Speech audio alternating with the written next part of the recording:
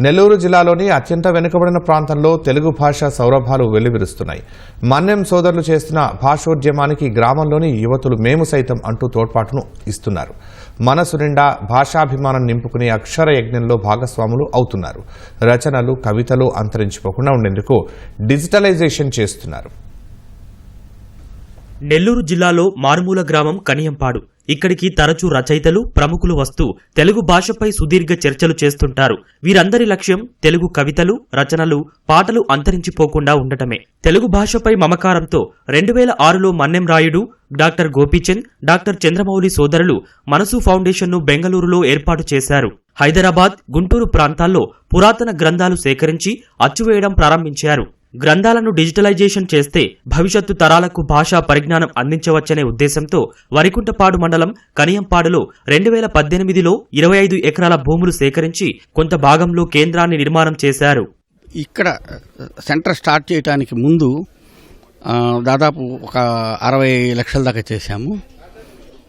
2022 October నాటికి 1 కోటి దాటాము. ఇప్పటికి 2,30,00,000 దాటాము.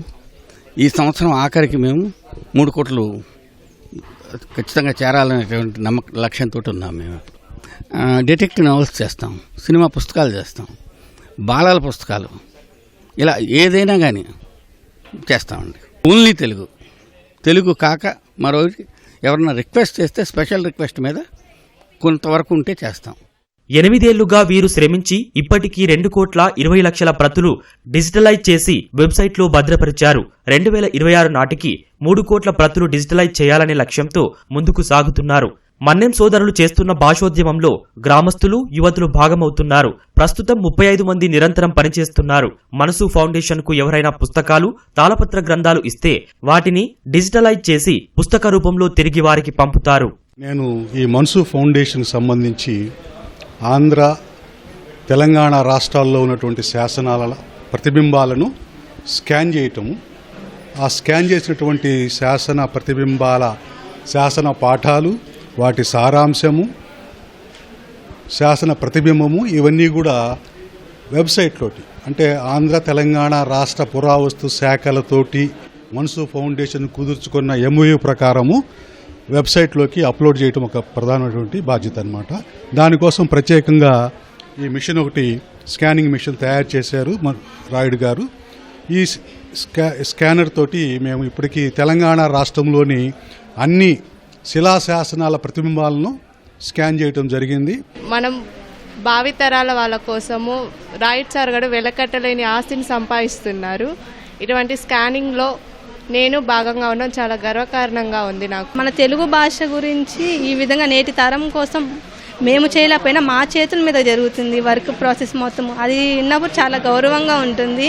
నేను విజయవాడ నుంచి వచ్చాను, ఆంధ్ర లయోలా కాలేజ్ స్టూడెంట్ని. సో ఇక్కడికి రావడం వల్ల మాకు చాలా బెనిఫిట్స్ ఉన్నాయి. శాసనాల గ్రంథం నుంచి ఎలా డిజిటల్లోకి కన్వర్ట్ చేస్తున్నారు అవన్నీ. సో మాకు చాలా యూస్ఫుల్గా అనిపించింది. మన తెలుగు భాష అనేది ఫ్యూచర్లో బతకాలి, ఫ్యూచర్లో ఉండాలి అనే ఒక గొప్ప ఆలోచనతో ముందు సాగడం అనేది జరిగింది. ఇలాంటి గొప్ప మహనీయులను కలవడం కూడా మాకు ఒక ధన్యమే అని చెప్పుకోవాలి. నేను ఇక్కడికి వచ్చి ఇక్కడ డిజిటలైజేషన్ కానీ ప్రాసెస్ ఎలా మేక్ చేస్తారు, పుస్తకాలు బయట నుంచి ఎలా వచ్చినాయి, ఆ వచ్చిన పుస్తకాలను ఎలా తీసుకుని వీళ్ళు సపరేట్ చేసి ఆ ఉన్నదాన్ని లోపలికి సాఫ్ట్వేర్లోకి ఎలా ఇన్సర్ట్ చేస్తున్నారో స్టెప్ బై స్టెప్ ప్రాసెస్ వైజ్గా తెలుసుకున్నాం. కుగ్రామంలో యువతకు ఉపాధి చూపిస్తూ భాషపై వారికి మక్కువ పెంచుతూ భవిష్యత్తు తరాల కోసం రచనలను డిజిటల్ రూపంలో నిక్షిప్తం చేస్తున్న మన్నెం సోదరుల సేవలను భాషాభిమానులు కొనియాడుతున్నారు.